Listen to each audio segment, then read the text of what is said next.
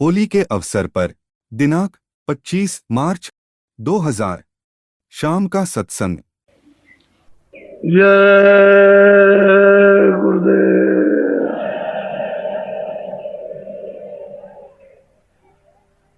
जय गुरुदेव।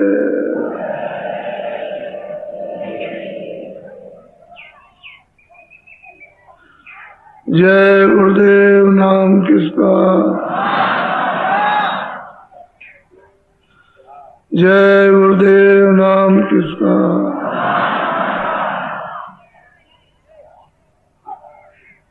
जय गुरुदेव नाम किसका।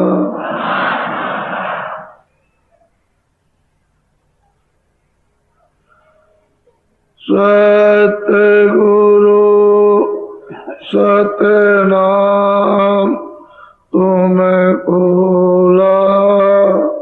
को प्रणाम।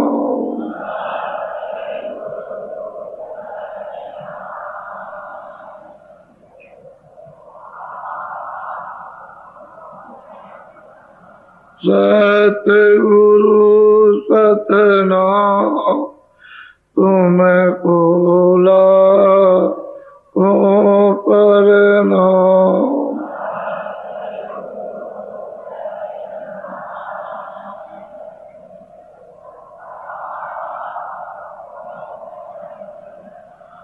कोटिन सूरज चांद सितारे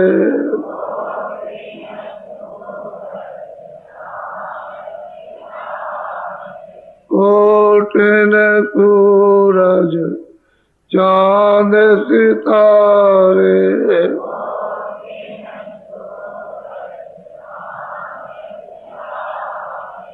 रोम रोम में करे उजारे।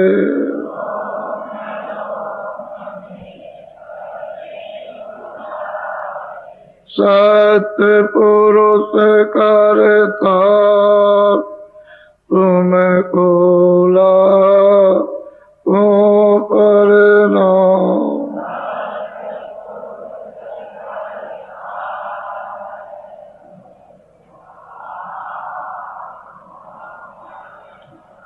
अरबों सूरज चांद सितारे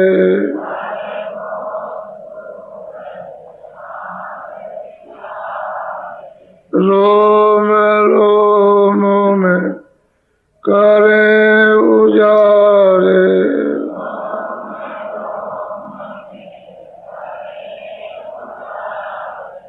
अलग पुरुष करता तुमको को प्रणाम।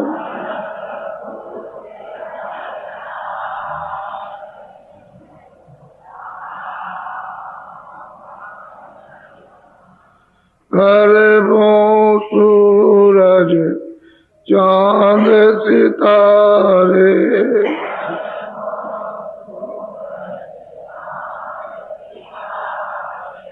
अरबों सूरज चांद सितारे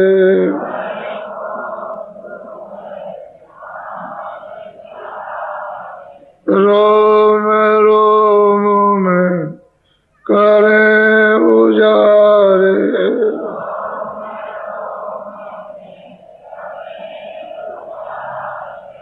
अगम पुरुष करता तुमको को प्रणाम।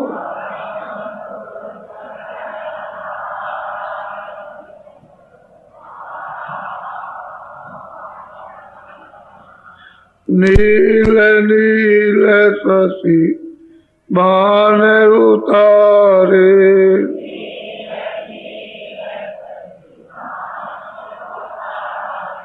नील नील शशि बाण उतारे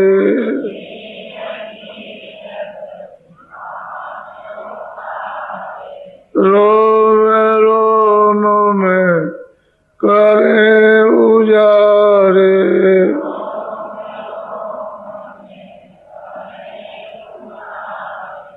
अनामी पुरुष करतार तुमको ला तुम करना।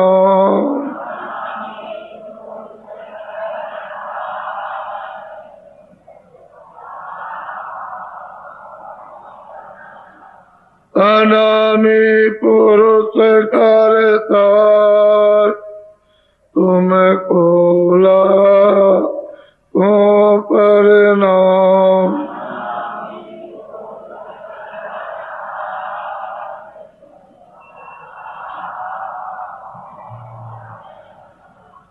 अनामी पुरुष करता तुमको ला तुम करना।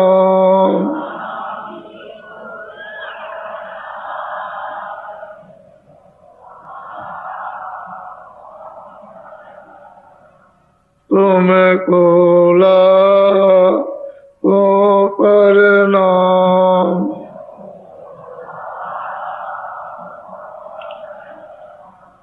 तुमको ला तुम करना।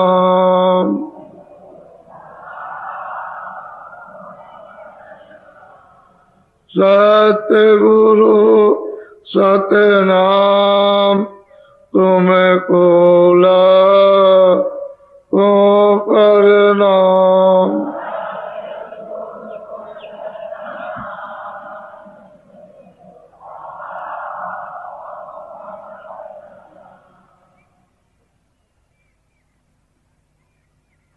रास्ता जीवों को कोई बताता नहीं है, इसलिए कि उनको रास्ता मालूम नहीं। कथा कहानियां किस्से कहानियां तो ये सुना दी जाए, लेकिन घर का रास्ता वही बताएगा जो उसको जानता होगा। बिना जाने कोई नहीं बता सकता। और जब तक घर का रास्ता जाने का नहीं मिलेगा तब तक आपका छुटकारा भी यहां से नहीं होगा, क्योंकि आप तो वहां जाल में कर्मों के फंसे हुए हो, ऐसे उलझे हुए हो कि आपका बस नहीं है कि आप कर्मों के जाल से निकल जाओगे। वो तो महात्मा जब अपनी सीख और समझ और दया करते हैं तो धीरे धीरे ये सब गुत्थी जो उलझी हुई है मन में, बुद्धि में, चित्त में, ये सब सुलझती है और यथार्थ संसार का यह ज्ञान होता है कि है क्या। सही बात एकांत में सोचा जाए, अकेले बैठ करके तो ये कुछ नहीं है, ये उसका एक खेल और तमाशा है। वो खेल तमाशा उसको वही जानता है और हम अंधेरे में बैठे हैं तो हम नहीं जान सकते। पर जब वो महात्मा मिल जाए और घर का रास्ता बता दें और कृपा दया उनकी हो जाए तो अंधेरा दूर हो जाता, उजाला हो जाता, दृष्टि खुल जाती है। उसी दृष्टि को कहते हैं ज्ञान दृष्टि, उसी दृष्टि को दिव्य दृष्टि कहते हैं, उसी को तीसरा नेत्र शिव नेत्र कहते हैं, ज्ञान चक्षु कहते हैं उसी को।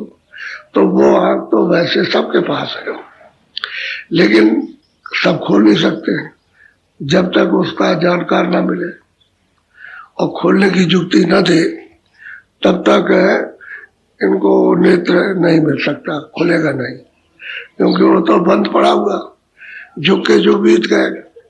कोई आज का हो तब तो कुछ कहा भी जाए, कितने जो जब से सुरते आई हैं और कर्मों का जब से आपको ये अधिकार मिला कर्म करने लगे तब से अभी तक अंधेरे अंधेरा है, आंख नहीं खुली है। तो ये जीवात्मा सब की सब सो रही है, अचेत है, इनमें कोई चेतना अपनी नहीं है।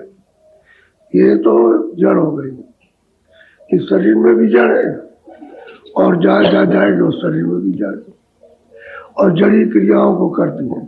इसलिए उन जानकारों की जरूरत है, आवश्यकता है, जिन्होंने घर का रास्ता देखा और घर आते जाते, हम सब जीवों का जो घर है वहाँ आते जाते उनकी जरूरत है।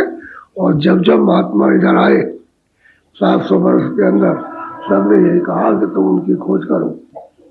अपने वक्त में सबने कहा कि खोज करो उन महात्माओं की जो घर का रास्ता जानते हैं, जिन्होंने देखा है। वो मिल गए तो तुम तो भूले हो, तुमको रास्ते पे ला करके और घर उसी रास्ते से पहुंचा देंगे जिस रास्ते से आप आए हो। हम लोगों के पास में इतनी समझ नहीं है कि इतनी समझ लाए कि भाई संसार क्या, चलो महात्माओं की खोज करें।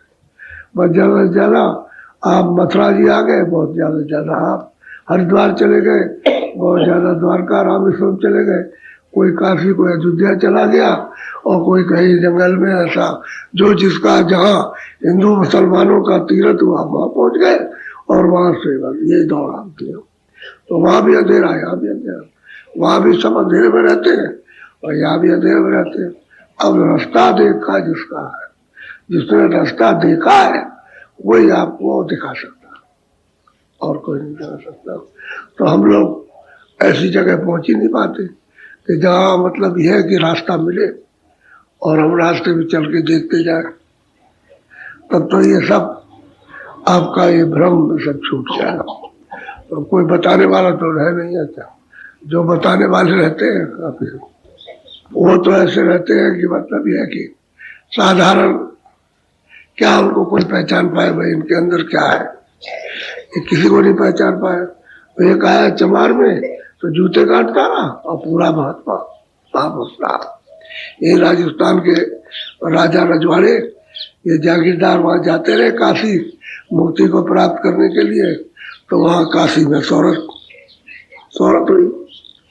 ये एक महात्मा है, जूते काटते हैं लेकिन बहुत पहुंचे हुए महात्मा। तो लोगों को उत्सुकता होती है, चलो भाई काशी आए, काशी में रहते हैं तो जरा देखा जाए। तो कह लगे ऐसे मत जाइएगा, नहीं आपकी बदनामी हो जाएगी। कह लगे क्यों? कह लगे लोग कहेंगे कि ये छत्री होकर के और वहाँ हरिजन का चमार का दर्शन करने के लिए गए। तो कह लगे कब जाए, कि अंधेरा हो जाए तब जाइए। रहदार जी वो जानते थे, उनको मालूम था कि कोई आएगा, तो उन्होंने कहा कि अच्छा चलो ठीक है, एक दिया जला लिया, वहां बैठे, कुंडी में चमड़ा भीग रहा और बैठे हुए। काम तो उन्होंने अपना सूरज डूबने के पहले ही खत्म कर लिया, फिर वो कोई काम नहीं करते थे, बस उन्होंने काम किया बस। अब वो जब अंधेरे में आया कि भाई हम महात्मा जी के दर्शन करना जाए, तो लोगों ने कहा कि भाई वो बैठे हुए, कभी बैठते नहीं थे, सूरज डूबने के पहले ही चले जाते थे।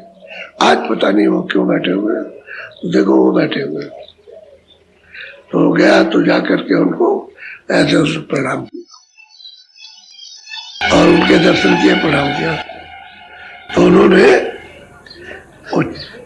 कुंडी में जो चमड़ा भीग रहा था उसको लिया, कह लगे ले ये चना मृत है।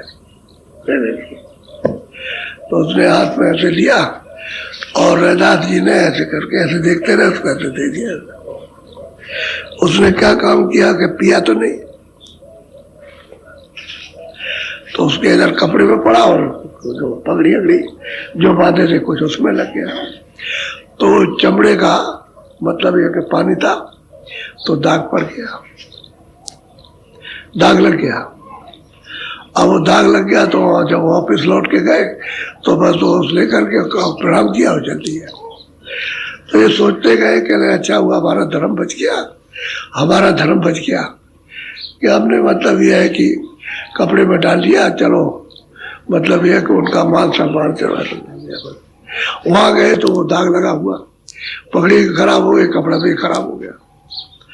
तो कहा उतारिए उतारिए, जल्दी से उतारिए। उतारा, दूसरे कपड़े बदले। तो कहा अच्छा ये कपड़ा बहुत बढ़िया है, और धोबी को बुला के दे दिया, धोबी को दे दिया। धोबी जा रहा था किसी शादी में, तो अपनी लड़की से कहा कि ये एक राजा आए हुए, उनका ये कपड़ा है, तुम धो करके ले आओ, दाग न रहने पाए। तो लड़की गई धोबिन की, वो गंगा जी के किनारे धोती रही, तो दाग नहीं छूटे। तो बहुत परेशान हो गए, उसने सब कुछ लगाया, दाग नहीं छूटे। उसने क्या काम किया कि उतना ही जितना हिस्सा था उसको ऐड करके मुंह में और दबा करके चूसने लगी, तो दाग छूट गया, दाग छूट गया। और उसका अरक जो था वो उसके मुंह में चला गया। तो जब चला गया तो लड़की जो छोटी थी उसकी आंख खुल गई, तो कुछ का कुछ देखने लगी और कुछ कहने लगी, कुछ देखने लगी। उसी वक्त से घर में आई तो अपनी माँ को उपदेश करने लगे कि ये क्या है, ये कुछ नहीं, ये वो ज्ञान का उपदेश, और तुम ये क्या करती हो, ऐसा। उसको तो ताज्जुब हुआ कि लड़की ऐसा कभी नहीं बोलती थी, आज ही ऐसा कैसे, ये क्या हो गया। तो उपदेश करने लगी, तो धीरे धीरे बात फैली, तो लोग आने लगे उसके पास में, तो उपदेश करे बैठ के। अब उसको तो मतलब यह है कि अब उसको दूसरा बहुत दूसरा ज्ञान हुआ, आत्म ज्ञान हुआ, उसको आंख खुल गई। तो जिसकी आंख खुल जाए वो तो परम सौभाग्य, उसकी बड़ी शोहरत हुई। राजा के कान में भी बात गई कि एक लड़की को ज्ञान प्राप्त हो गया। तो उसने कहा भाई चलो देखा जाए, उसको भी देखा जाए। अब यहाँ पर आए तो वो भी पता चला कि वो भी धोबिन की लड़की, वो तो चवार के, वो धोबिन कपड़े धोने वाला का।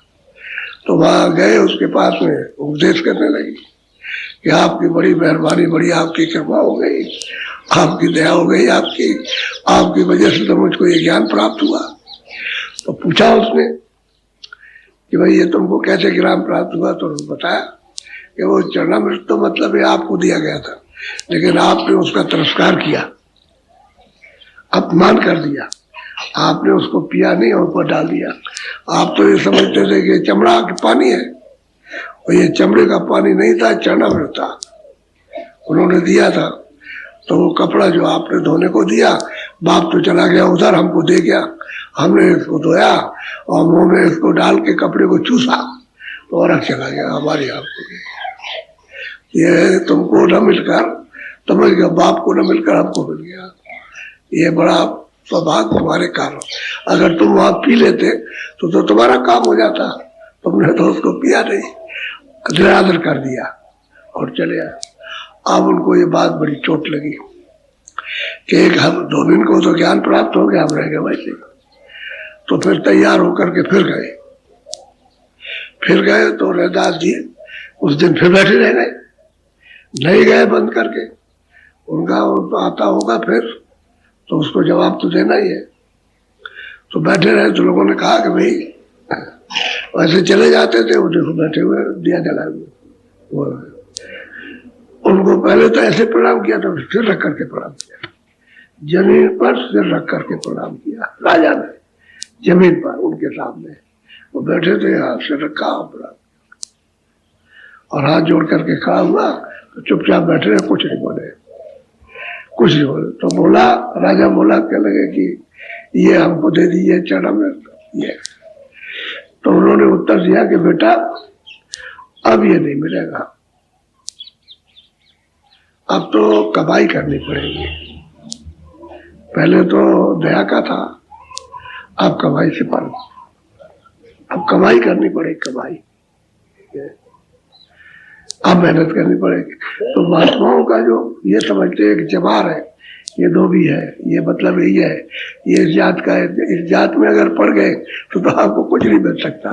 वो कहते हैं जात पात पूछे नहीं कोई, हर का वजह तो हर का हो, वहां जात आत कुछ नहीं होती, वो तो परम ज्ञान है, वो प्राप्त जिसको हो जाए, मतलब ये वह जात पात क्या चीज है, वो जात के बंधन में नहीं कुछ भी।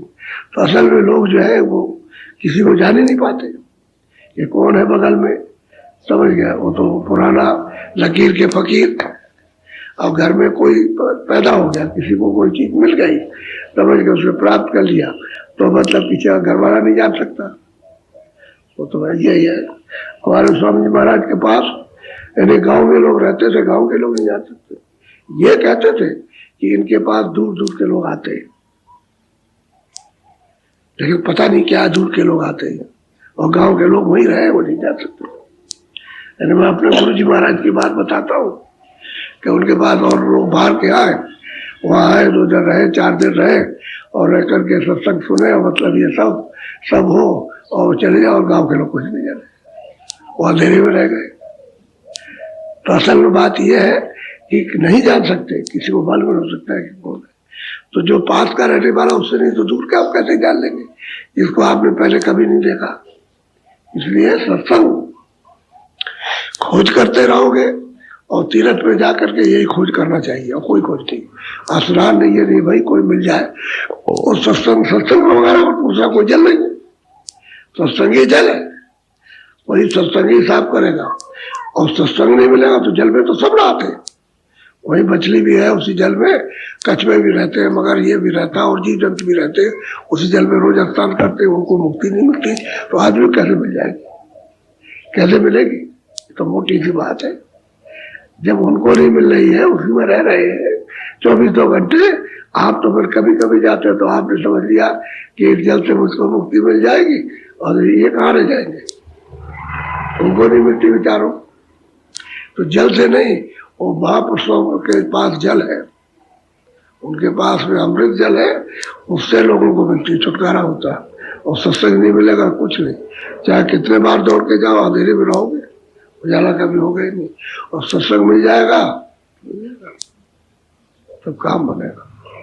इसलिए समझदारी से, विवेक से सत्संग को सुनना, करना। वो तो जिसके पास जो चीज होगी आएगी, जो चीज होगा वही बोलेगा, दूसरी बात और कुछ नहीं। और जिधर जाता होगा उधर ही ले जाएगा, सीधी बात यह है। और जिधर नहीं जाता उधर कैसे बगैर अनजाने ले जाएगा। जो तो संसार में जो फंसाने वाले खुद फंसे उसी में फंसा देते, अब उसी में वो भी फंसे, उसी में आपको फंसो। और महापुरुष मिलेंगे, कह लगे कुछ नहीं, छोड़ो इसको, ये कुछ नहीं है। तो पहले बहुत करते आए और बहुत किया, उसका कुछ फल नहीं मिला। ये रास्ता है, यहाँ से चलो ऊपर, आंखों के ऊपर से रास्ता जाता है, इन्हीं आंखों के ऊपर से रास्ता जाए, क्योंकि वहां सूरत बैठी है, उसी के ऊपर से जाता रास्ता, उसी रास्ते को पकड़ना। तो वहां उस रास्ते पर नाम आ रहा, आवाज आ रही है, बाजा बज रहा वहां ले जाने के लिए, उस बाजे को, उस नाम को, उस शब्द को, उस आवाज को सुनो, पकड़ो, चल पड़ो, तो जल्दी जाने वाला। तो ले जाने के लिए रेलगाड़ी, नाम की रेलगाड़ी रख के उसमें सवार हो और चल देंगे वो। अब ये घट का भेद, अंतर का भेद कोई जानता नहीं, सब बाहर मुखी है। इंद्रियों के जाल में इंद्रियों का वही क्षणिक रस, यहाँ देख लो, वहां देख लो, वही बस ये खा लो, वो पी लो, और इसी में रहते हैं। बाकी बाहर अंदर का कुछ नहीं। बाहर मनोरंजन तो हो गया इंद्रियों का, लेकिन अंदर में जीवात्मा को सूरत को कुछ भी नहीं मिला। बोलो। मुसाफिर रहना तुम होशियार, ठगों ने आन बिछाया। बहुत सबको प्यार से समझाते हैं, हे मुसाफिर, तुमने घर छोड़ दिया है तो मुसाफिरी हो। अपना देश छोड़ा, अपने पिता को छोड़ा, अपना सुख छोड़ा, अपना आनंद छोड़ा, और पराये देश में आनंद ढूंढ रहे हो, तो मुसाफिर हो। कह लगे मुसाफिर, आपके तो मनुष्य शरीर में आ गए हो। ये पंच भौतिक शरीर है, 5 तत्वों का ये अनमोल है, इसके अतिरिक्त 5 तत्व किसी में नहीं है। पशु में नहीं, पंछी में नहीं, कीड़े में नहीं, जल के जीव में नहीं, थल के जीव में नहीं, नरक में नहीं है। ये 5 तत्वों का है। ये कहते हैं कि तुम इसमें सफर कर रहे हो, मुसाफिरी। होशियार रहना, जितने भी अगल बगल के अड़ोस पड़ोस के रिश्तेदार, घर वाले, सब ठगे। ठग उसको कहते हैं जो धोखा दे दे, सब धोखा दे रहे हैं, सब तुमको भरमा रहे, बरगला रहे, और काम तुमसे ले रहे, और तुम्हारे एक भी साथ नहीं आएगा, एक भी काम नहीं आएगा तुम्हारी मदद करे। कहते हैं इनसे होशियार रहो, सबसे तुम्हारी सब जमा, जितनी भी है पूंजी तुम्हारी, सब घसीट लेंगे। और पूंजी क्या है? 100 की पूंजी, इसको खर्च कर लेंगे, इसमें लगा लेंगे, और मतलब ये अगर तुमको ठग लेंगे, जो बाहर का माल भाव होगा उसको ले लेंगे, तो रोते रह जाओगे। एक तो उसमें फंसे थे, और दूसरा ये है कि तुमने मतलब अपनी और पूंजी कमा दी, तो ये भी सब उसी में लगा दिया। तो 100 की जो पूंजी मालिक को प्राप्त करने के लिए आपको दी गई, वो आपने इसमें खत्म कर दिया, आपके पास लूट गए, दोनों तरफ से गए, संसार से भी लूटे गए और परमार से भी लूट गए। तो कहते होशियार रहो मुसाफिर, यात्रा करो तो होशियारी से करो। ठगों ने चारों तरफ से जाल बिछाया, आज त्योहार बन गए, कोई कल बन गया, कोई कब बन गया, मैं तेरा हूं दुश्मन हो गया, वो कहते हैं मैं तेरा हूं, मैं तेरा नहीं हूं, अभी तक तेरा राम नहीं हूं, ऐसा लोग कहते हैं।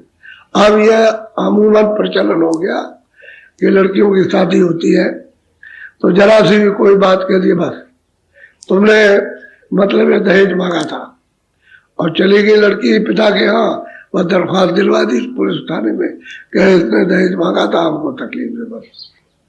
अब बाप नाराज तो मतलब लड़की नाराज, तो रिश्तेदार तो इधर से नाराज, तो और तुम्हारी सौ की पूंजी इस उलझन में लग गई, ठग वाले ठग ले गए और तुमको लूट लिया और कुछ नहीं करने दिया, आप तो रोते चिल्लाते ही क्या हो गया, क्या हो गया, ऐसी किस बात की। अब ये सब हो गया, एक तरह का प्रचार हो गया।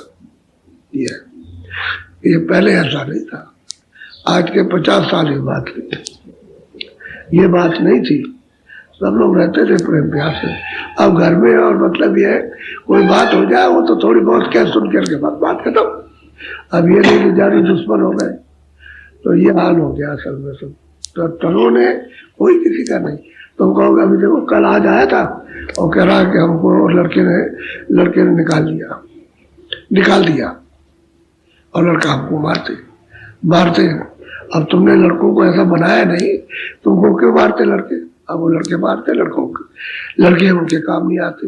अब वो परेशान बेचारा रो रहा चिल्ला रहा, अब बाप ये देखिए ठगे, अब ठग लिया उन्होंने, मतलब ये तुम समझते थे लड़के मेरे सब कुछ और कोई नहीं है।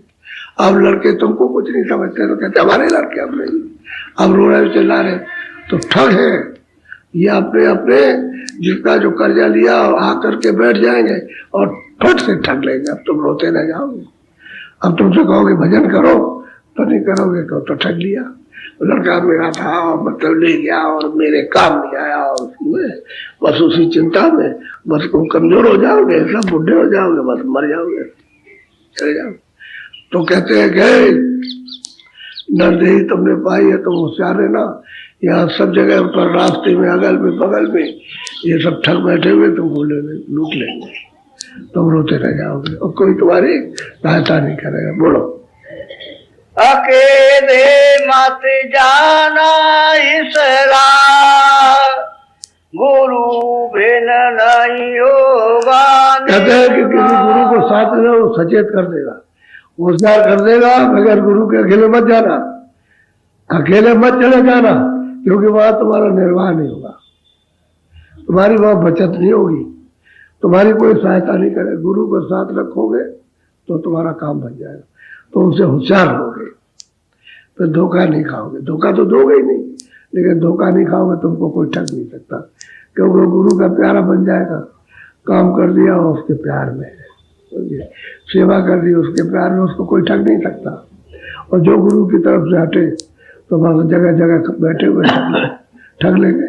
गुरु बगैर कोई बचाने वाला नहीं है, तो कहते हैं होशियार हो जाओ।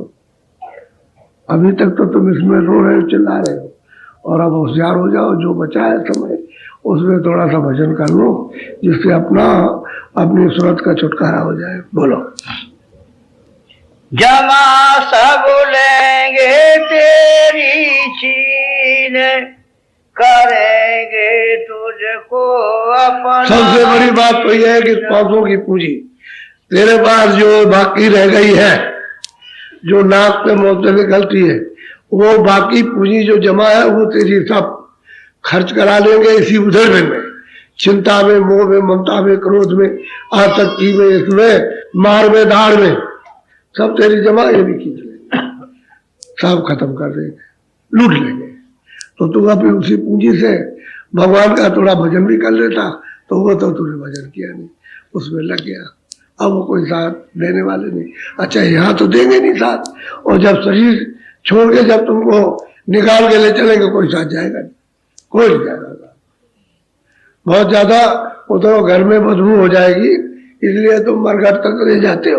नहीं, अगर इसकी बदबू न रहे तो ये घर ही में वहीं पर दबा देंगे, वहीं छोड़ देंगे।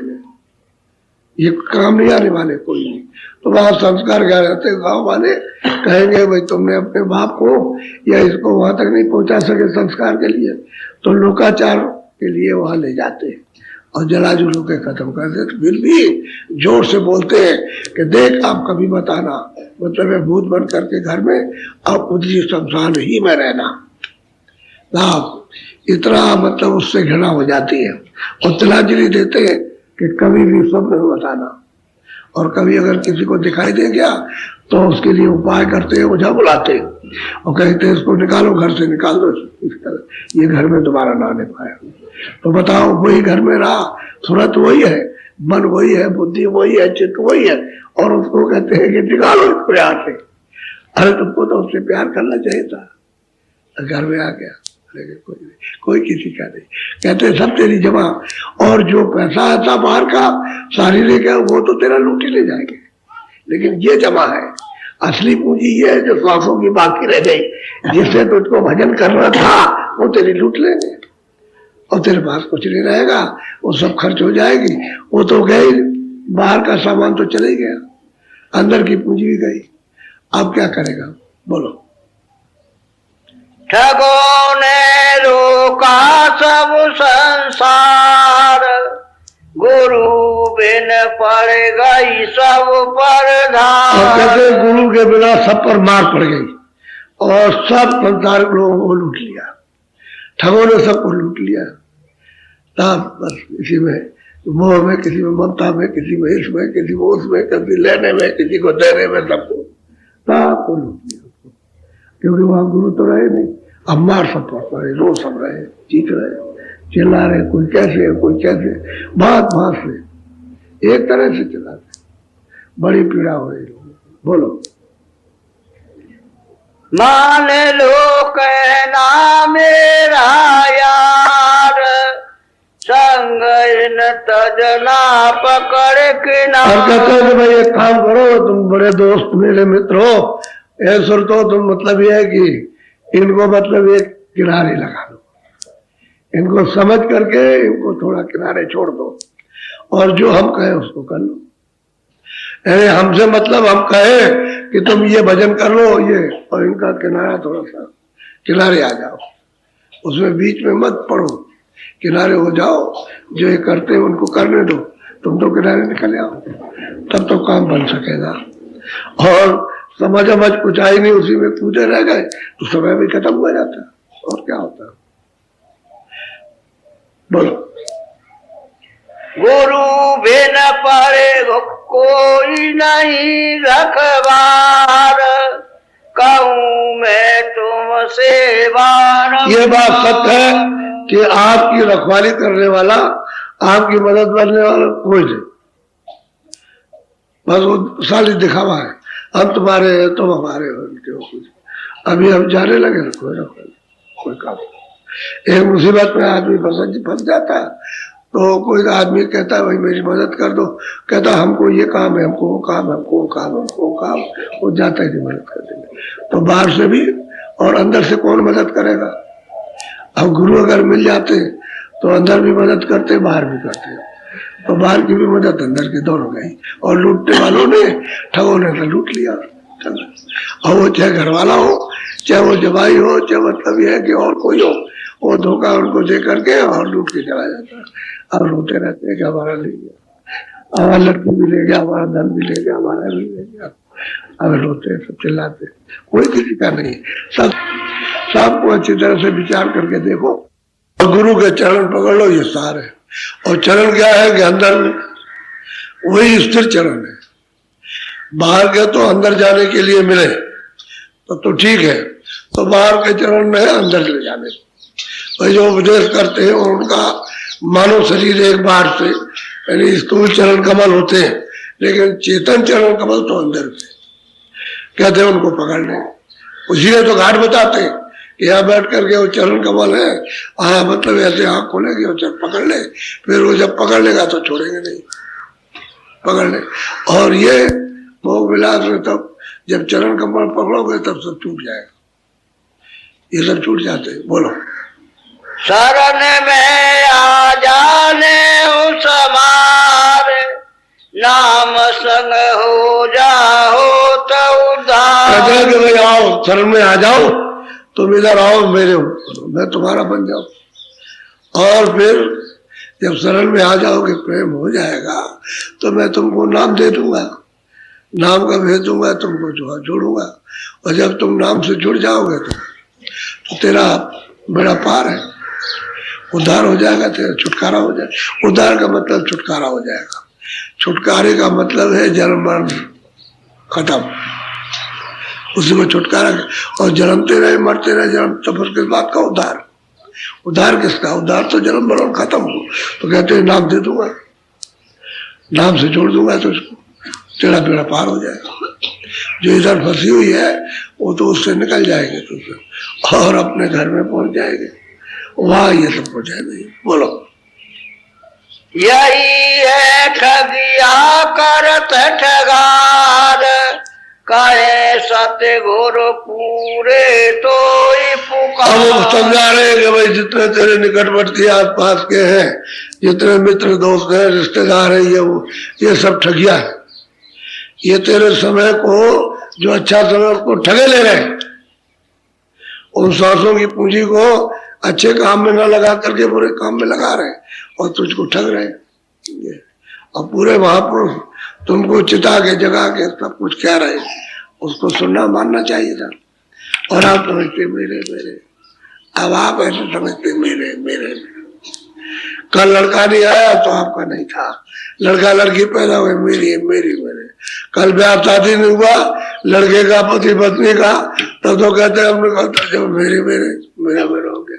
मित्र बना तो कहते मेरा मित्र है, मिलता हूँ मेरा मित्र है कि वो किसका, और किसका कौन साथी, उसका वक्त हुआ हो गया। वो एक तो जाट था, एक जाटन थी, दोनों प्रेम परस्पर प्रेम से रहते थे। तो ऐसे बात होने लगी कि भाई एक कथा में गए थे, वहां सुना था कि तुम भी मर जाओगे, हम भी मर जाएंगे। तो मर गए। कह लगे अगर तू मरेगी पहले तो हम सती होंगे, सती होंगे। उसने कहा अगर तू मरेगी तो मैं सत्ता हो जाऊंगा, तेरे साथ ही चलूंगा।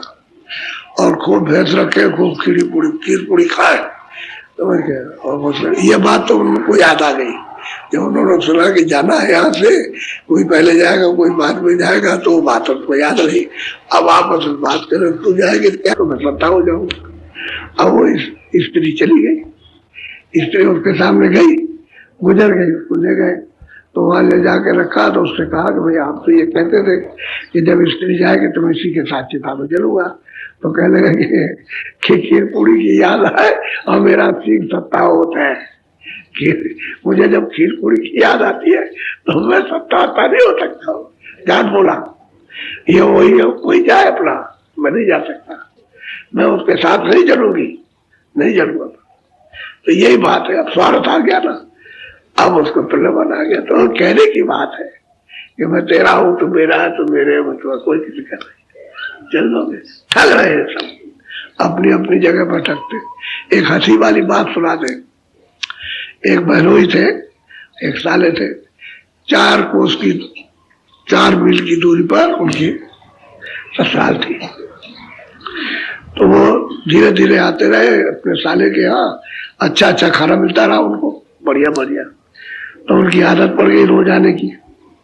तो जब तीज त्योहार आ जाए तो आ जाए, खाते बहुत थे, खाने में बहुत खाते थे। यानी एक लोटा अगर चावल बन जाए, एक इतना सा बटला बन जाए तो सब खा जाए, खीर बन जाए तो खीर, पूरी बन जाए तो पूरी, सब खा जाए। तो आए तो उनका स्वागत होता रहा। तो घर में आने आपस में बात करें, कह लगे भाई हम लोग अपने बच्चों के लिए बनाते हैं और बना बुरू के रखते हैं कि बच्चों को खिला के तब तक ये पहुंच जाते हैं और सब खा जाते हैं। अब क्या किया जाए, बहुत परेशान हो गए कि अब करें क्या करें। तो उसने कहा कि देख ये ऐसे नहीं जाएगा, ये दूसरी तरह से जाएगा। मैं लठ लेकर के और तेरे को मारने के लिए जुटूंगा और तू जोर से चिल्लाना, समझ गया कि मार डाला, बचाओ बचाओ बचाओ, मुझे मार डाला। ये वहां पहुंच गए, उसने एक लाठी ली और दीवार में अंदर मारे और स्त्री कहे कि बचाओ मुझे मार डाला, बचाओ मुझको मारे, चिल्लाए। और वो लाठी मारे दीवार में और बचाओ बचाओ बचाओ बचाओ। तो उन्होंने पूछा ही है, तो इस कमरे से उस कमरे में बैठ गए। अब उधर से जब निकल के आया तो कहा बानोई तो चले गए, बानोई तो चले गए। तो घर में अंदर गया तो अपनी और उससे कहा कि देखा, उसने समझा गए, उसने कहा देखा मैंने मारा तो नहीं, तो स्त्री ने कहा कि देखा मैं रोई तो नहीं। तो बानोई साहब कहते हैं कि मैं गया तो नहीं।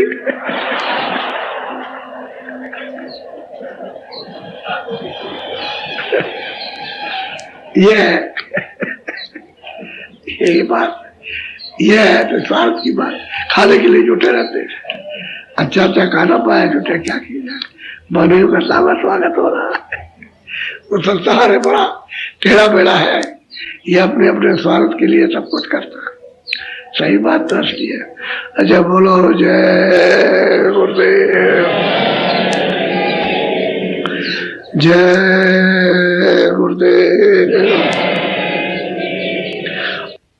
अब दिन पर दिन जो जो समझ आती जाती है, सत्संग सुन करके उसी तरह से माहौल सबका बदलता जाता है, सबका धीरे धीरे सबको बदलता जाता है।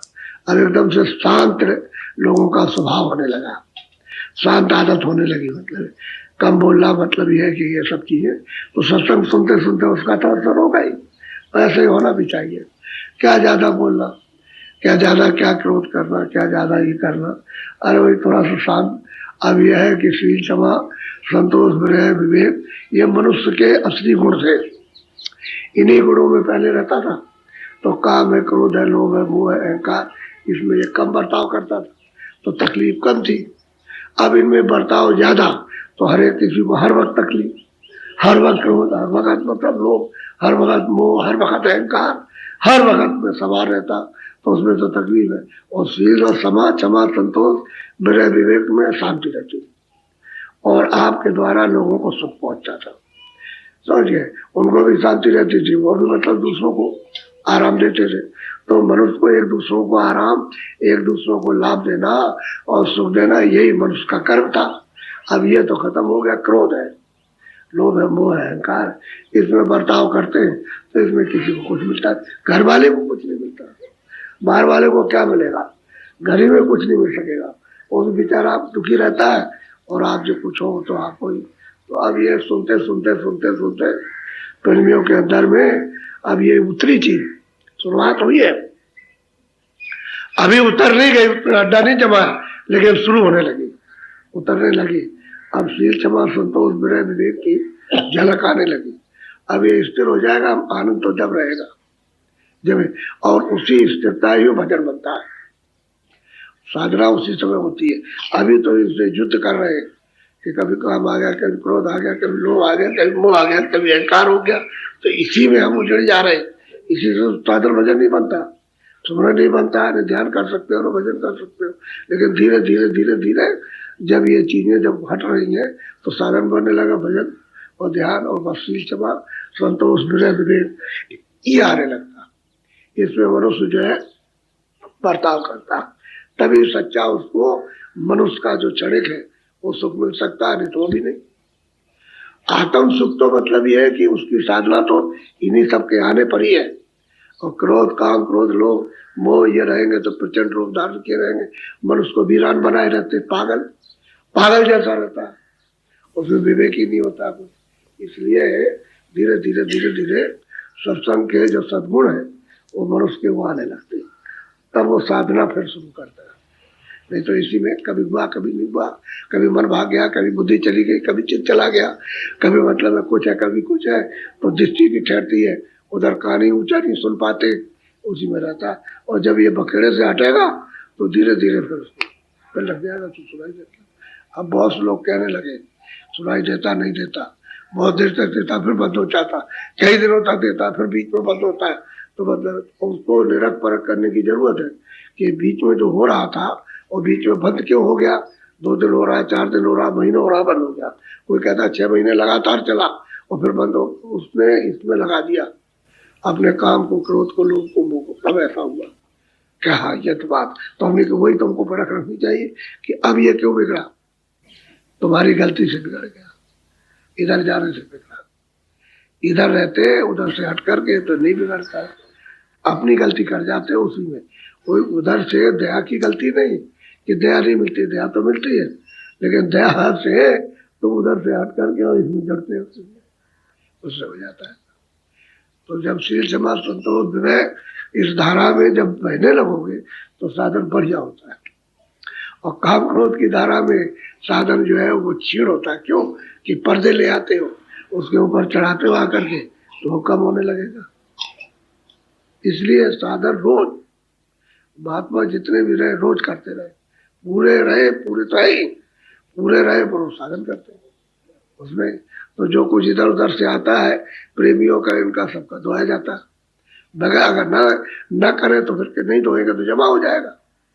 जैसे अपना जमा होता है वैसे उनका भी आ गया, जमा हो जाएगा, तो फिर लग जाएगा तो बहुत मुश्किल होगा, बहुत कठिन होगा। इसलिए हमेशा करते रहते हैं भजन ध्यान सुमरन, उसको कभी नहीं छोड़ते। वही बात आपसे कहा जाता है।